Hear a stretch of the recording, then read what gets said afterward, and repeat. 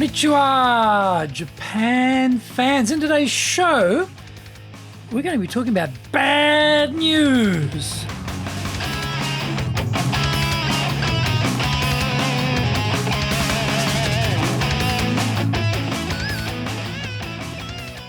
Eigo desu. それでは行きましょう.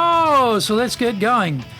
This is the 4th year of the Sales Japan Series podcast, and we are broadcasting around the world from the Beverly Hills of Japan, Minato-ku. It is Chic Central. I'm your host, Dr. Greg Story, your corporate coaching and training guide committed to your success, the president of Dale Carnegie Training Japan, the best-selling author, Japan Sales Mastery and Japan Business Mastery, and my new book, Japan Presentations Mastery, will be released shortly. In this podcast, I want to help you to survive COVID-19. Don't forget to subscribe and share this podcast with your family, friends, and colleagues. We are not being sponsored by Libsyn, but we value your privacy, which is why we have our podcast hosted by Libsyn, who, unlike many other podcast hosts, have a strict policy that does not allow access to your private information by anyone. Here is our daily podcast lineup on iTunes. Mondays, the Cutting Edge Japan Business Show. Tuesdays, the Presentation Japan Series. Every second Tuesday, the Business Tatsujin no Oshie Show. Wednesdays, the Sales Japan Series. Thursdays, the Leadership Japan Series. And every second Thursday, the Business Pro Podcast Show. Fridays, the Japan Business Mastery Show. And Saturdays, Japan's top business interviews. This is episode number 235, and we are talking about dealing with bad news when selling. If we try to hide the bad news from the buyer, will that work? How long will it work for? Bernie Madoff died in prison.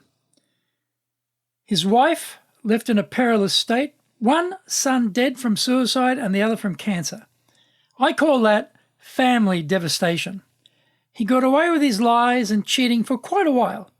He offered modest but steady returns.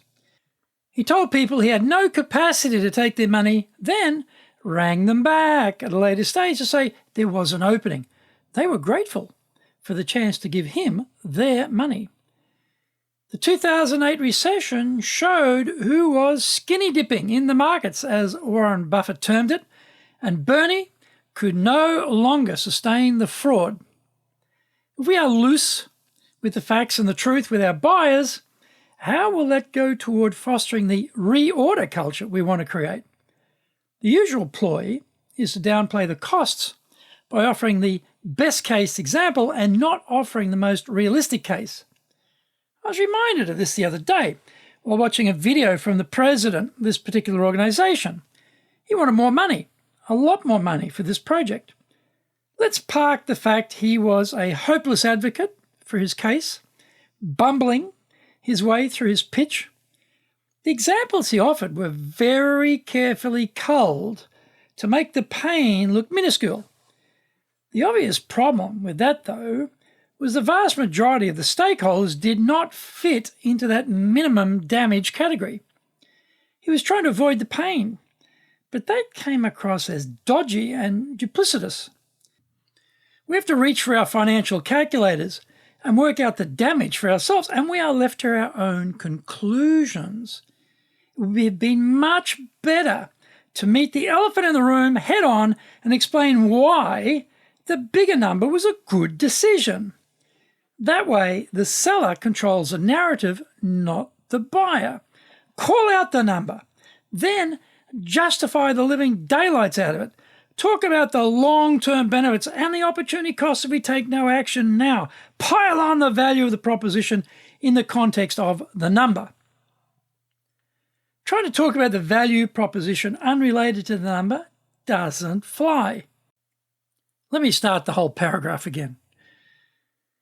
Trying to talk about the value proposition unrelated to the number doesn't fly.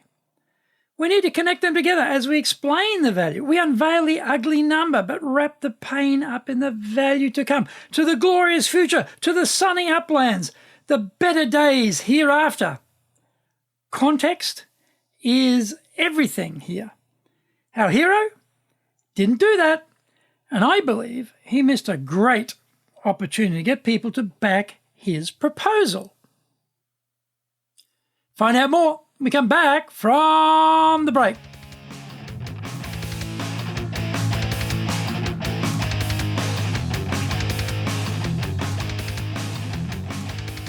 Our show today is brought to you by our public programs, but we also do custom-made in-house classes. Now, we do them in our super safe classroom, we do them live online, and we do them in Japanese, and we do them in English.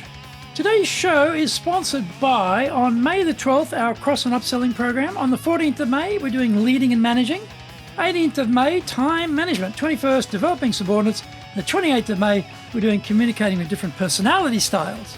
You can find out more about those programs on our website at enjapan.dalecarnegie.com, and you can email me at greg.story@dalecarnegie.com. Get my best-selling books, Japan Sales Mastery, the Bible for selling in Japan, and Japan Business Mastery, and my new book, Japan Presentations Mastery. If you like learning by watching videos, we have over 1,000 for you there on Japan Dale Carnegie TV on YouTube. We release 3 TV shows every week on YouTube. The Cutting Edge Japan Business Show, that's the premier business show in Japan, comes out Mondays.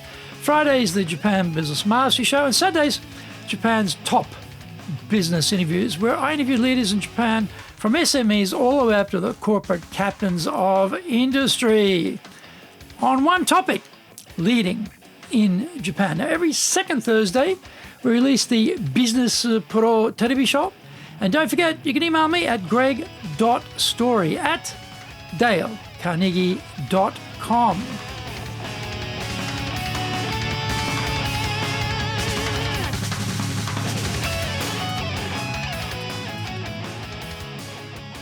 Welcome back. When we are selling, there is a number attached to the service or good. Actual tangible objects are easier to understand from a pricing point of view. Services, though, are nebulous. I was selling some training to a major corporation. The people I was dealing with were HR folk located outside Japan. If you live here, you understand the cost of living and all the relativities which apply around pricing. If you're in Hong Kong or Singapore, you don't. Living in these low-tax, low-cost environments makes Japan's numbers look stratospheric. They told me our pricing was much higher than this Hong Kong-located firm who delivered for them in English-speaking countries in Asia. I asked them why they didn't use them for Japan. Of course, they didn't know Japan, had no capacity to live here in cultural and linguistic context, so that is why they were talking to me. Yet, the expectation was my pricing would fit in with this other vendor based in Hong Kong. Who were these people? I checked them out. They are nobodies. They're not global. They don't have 109 years of credibility or 60 years on the ground in Japan. In the end, I had to do a demonstration of what we would deliver. It blew them away because the value proposition was so much greater than the other firm. Now, the cost, the higher price, the bigger ask, that larger number made sense. I didn't fold on the price for 2 simple reasons. I know our value, and I know what companies here will pay for the value we generate. Yes, it is COVID, and yes, it is perilous for training companies at the moment, but you have to believe in your value-based pricing, and you have to be prepared to fire the client.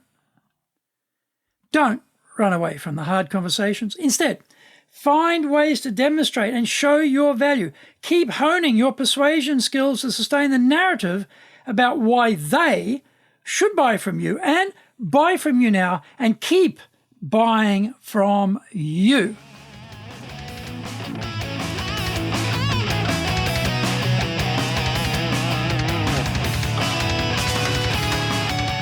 Thank you for joining the Sales Japan series. If you found the program useful, please work on your karma and share it with your family, friends, and colleagues. Don't forget to subscribe and share this podcast. Immediately apply what you've learned today. Use it and go out there and survive. Remember, I'm your corporate coaching and training guy in your corner, committed to your success here in Nippon.